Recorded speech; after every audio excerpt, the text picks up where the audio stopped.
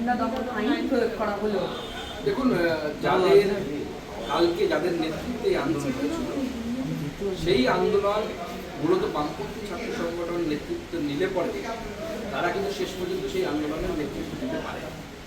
কালকে আমার কাছে যেটা খবর, যে দরিনা ক্রসিং এর কাছাকাছি আসার আগেই যারা শিয়ালদা থেকে যাত্রা শুরু করেছিল তাদের সাথে একটা বড় ভিড়, তারা কোথা থেকে এসেছিল আপনারা নিশ্চয়ই আগামী দিনে পুলিশের কাছ থেকে খোঁজ পাবেন, গ্রেপ্তারি শুরু হলেই বুঝতে পারবেন। তারা একসাথে এসে ধরা হয় এবং তারা একটা বিরাট সংখ্যায় তারা, এবং তারা যখন দরিনা ক্রসিং এবং তারপরে ধর্মতলাতে পৌঁছয় তখন সাংবাদিকদের উপর অত্যাচার, বোতল ছোড়া পুলিশের উপরে, মহিলা সাংবাদিকদেরকে শারীরিকভাবে নিগ্রহ করার চেষ্টা করা সফল হয়নি। একজন সাংবাদিকের সাথে আমার কথা হয়েছে ফোনে, সে বলছে তাকে কিছু মেয়ে বাঁচায়, নাহলে পরে সে তার শ্লীলতাহানি হতো। অশ্লীল অঙ্গভঙ্গি করা, এই ধরনের কর্মকাণ্ড ঘটেছে এবং এরা কেউ ছাত্র না, কেউ নিট দেয়নি, আমি গ্যারান্টি দিয়ে বলছি। নিট দিতে গেলে যে যোগ্যতা লাগে তার ধারে কাছেও নেই যারা এই ঘটনাগুলো।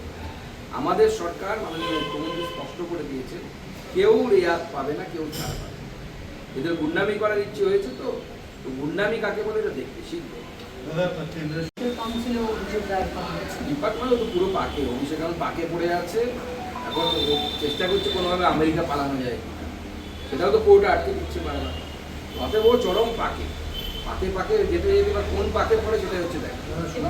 মানে ইকোপিক ভীষণ ভাড়া নিয়েছিল, 120 দিন ধরে 40টা ঘর সব সেমিনার রুম নিয়েছিল। টাকা চাইলে রিসর্ট কর্তৃপক্ষ দেবে না, মাংস পেট দেওয়া হয় না। এটা তো সব জায়গাতেই এটা চলছে। সুমিত রায় তো হচ্ছে নেক্সট টু সিএম ছিল। সুমিত রায়ের এত মানে প্রভাব, বিভিন্ন আমার কাছে যা খবর সেই সময় বিভিন্ন এসপি বা ডিএম এর কাছে সুমিত রায়ের যদি ফোন যেত, তারা স্যার বলে কথা বলে সুমিত রায়কে, অথচ সে না মেম্বার অফ পার্লামেন্ট, না মেম্বার অফ লেজিসলেটিভ অ্যাসেম্বলি, অথবা বিধায়কও নন, সাংসদও নন, কোনো কাউন্সিলরও নন, তো তবু তাকে স্যার বলে কথা বলতে আমাদের এসপি এবং ডিএমরা। তাদের ট্রান্সফার কোথায় হবে, কে মালাইদার ট্রান্সফার পাবে, কোন জেলায় গেলে পয়সা কামাই বেশি হবে, সেই জেলায় কাকে পাঠাতে হবে, সব সিদ্ধান্ত তার কথা।